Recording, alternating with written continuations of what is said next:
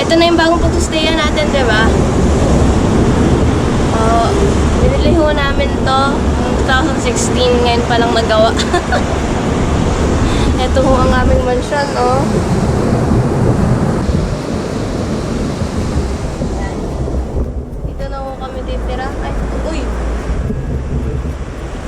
So, ayan, dito na ho kami titira. Kasi dahil yun na lang ho kami, malapit lang kami sa Aliyah.